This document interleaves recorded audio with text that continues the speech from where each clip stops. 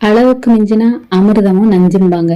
ஆனா பேராசப்பட்டா பால் கூட விஷமாகிடும்னு அப்பமே எங்க பாட்டியும் சொன்னாங்க. அந்த அழகான கிராமம், வெயில் காத அடைக்கிற கோடை காலம்.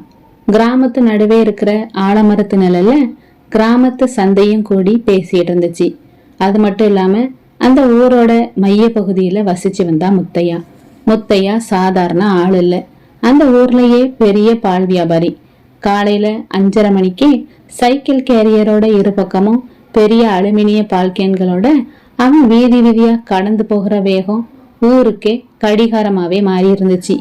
ஊரே நம்புற மனுஷன் முத்தையா. முத்தையா தர்ற பால்ல தண்ணி கலக்கவே மாட்டான், சுத்தமான பசும்பால் அப்படின்னு கிராம மக்களும் அவனுக்கு நற்சான்றும் வழங்கி இருந்தாங்க. ஆனா அந்த நற்சான்றோட பின்னாடி ஒரு இருண்ட முகமும் இருந்துச்சு. அதுதான் அவனோட தீராத பேராசை. காலையில 6 மணிக்கு முத்தையாவோட கொட்டகையும் பரபரப்பா இயங்கிக்கிட்டு இருந்துச்சு. 3 பெரிய கறவை மாடுகளும் 2 எருமை மாடுகளும் அவனோட வீட்லயும் இருந்துச்சு. கறந்த உடனே கறவை பாலை வாடிக்கையாளர்களுக்கு விநியோகிப்பதுதான் அவனோட வழக்கம். ஆனா இன்னைக்கு கறந்து முடிஞ்ச பாத்திரத்துல ஊர்ல இருந்து கிணத்து தண்ணீரை கலக்கும் வித்தையில கை தேர்ந்தவனா இருந்தா முத்தையா. எங்க மாடு கொடுக்கற பாலே இந்த அளவுதான் வருது, இதுல ஏன் தண்ணி ஊத்துறீங்க? பாவம் சின்ன குழந்தைங்க குடிக்கிற பால் இது அப்படின்னு பதறிபடி கேட்டா அவனோட மனைவி பார்வதி. அவளோட முகத்துல நியாயமான அச்சமும் நிழலாடுச்சு. முத்தையா கோபமா தன்னோட மனைவியையும் பார்த்து முறைச்சான். உனக்கு என்னடி தெரியும்? இங்க பாரு, லிட்டர் 40 ரூபா கொடுத்து வாங்குறவன் 50 வீடுகளுக்கு சப்ளை பண்றப்போ நமக்கு எவ்வளவு மிச்சமாகும்னு கணக்கு போட்டிருக்கியா? பேராசப்படுறது தப்பில்ல, அத புத்திசாலித்தனமா செய்யறதுதான் கெட்டிக்காரத்தனம். 4 துளி தண்ணி கலந்தா பால் புளிச்சிருமா என்ன? காசு கொட்டிக்கிட்டே இருக்கணும், அதுதான் வாழ்க்கை அப்படின்னு அவளையும் அதட்டனான். பார்வதி பெருமூச்சோட தன்னோட கணவனையும் பார்த்தா. அவனுக்கு தெரிஞ்சதெல்லாம் காசு காசு காசு மட்டுமே. மாடுகள் மீது கூட அவனுக்கு பிரியமே கிடையாது. அவன்கிட்ட இருந்ததெல்லாம் அவற்றின் மூலமா வர்ற லாபத்தின் மீதான வெறிதான். நாட்களும் நகர்ந்துச்சு. முத்தையோட வியாபாரமும் கொடிகட்டி பறந்துச்சு.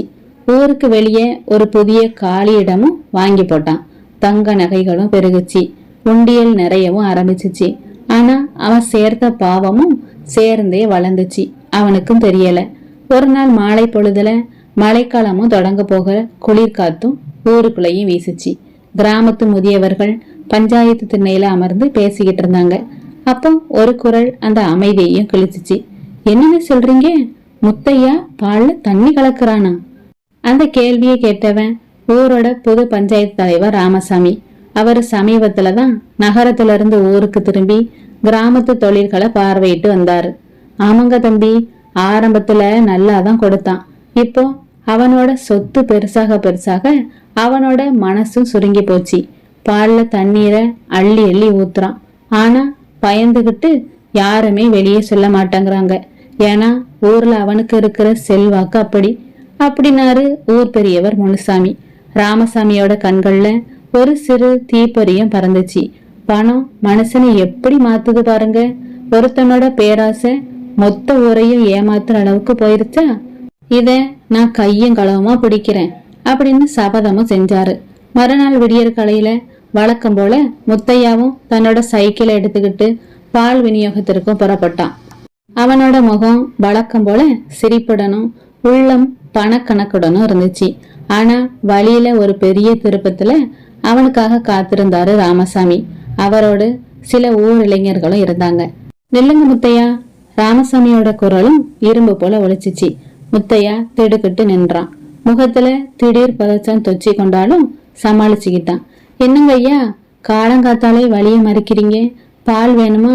நேரம் ஆகுதுங்க அப்படின்னு நயமான குரலையும் சொன்னான். நேரம் ஆகுதா?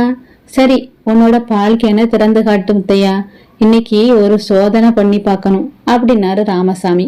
முத்தையாவோட முகமும் லேசா வெளுத்துச்சு. ஐயா என்ன பேசுறீங்க? என் பால் சுத்தமானதுன்னு ஊருக்கே தெரியும்.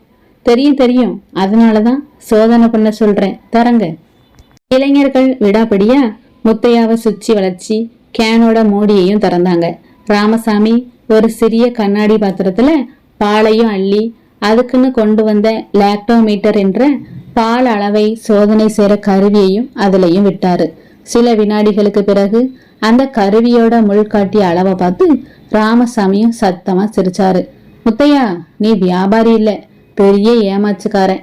மாடு கொடுத்த பசும்பால்ல பாதிக்கு மேல தண்ணிய ஊத்தி ஊர் மக்களை ஏமாத்தி இருக்க. இதோ பாரு கருவியோட முள்ளு என்ன சொல்லுதுன்னு. சத்தம் கேட்டு மக்கள் கூட்டமும் அங்க திரண்டுச்சு. தங்களோட குழந்தைகளுக்கு தினமும் தண்ணீரை பாலா கொடுத்துக்கிட்டு இருந்தோமேன்னு கோபமும் ஆத்திரமும் அவங்களோட கண்களையும் கொப்பளிச்சிச்சு. முத்தையா நின்ற இடத்திலேயே கால்களும் நடுங்க நின்றான். அவனோட நாக்கும் வறண்டுச்சு. ஐயா, தப்பு பண்ணிட்டேன் ஐயா, ஒரு தடவை மன்னிச்சிருங்க அப்படின்னு கால்லையும் விழ முயன்றான். ஆனா ராமசாமி அவனோட கையையும் பிடிச்சு தடுத்தாரு. பேராசை பெருநஷ்டம்னு சும்மாவா சொன்னாங்க முன்னோர்கள்? நீ சேர்த்த பணம் உன்னை காப்பாத்தாது முத்தையா. ஏமாச்சி பிழைத்த பிழைப்பு எப்போதுமே நிலைக்காது. அன்னைக்கு அந்த ஊர்ல முத்தையாவோட சாம்ராஜ்யமும் சரிஞ்சிச்சு. சைக்கிளும் கேனும் பறி போனதோட ஊர் மக்கள் அனைவரும் அவனையும் புறக்கணிச்சாங்க. தான் சேர்த்த பணத்தை விட தன் மீது மக்கள் வச்சிருந்த நம்பிக்கைய அவன் இழந்ததே அவனுக்கு கிடைச்ச மிகப்பெரிய தண்டனையாவும் மாறுச்சு. தன்னோட பேராசையே தன்னோட வாழ்க்கையோட அஸ்திவாரத்தை தகர்த்தெறிவதை உணர்ந்து தலை குனிஞ்சு நின்னா அந்த பால் வியாபாரி.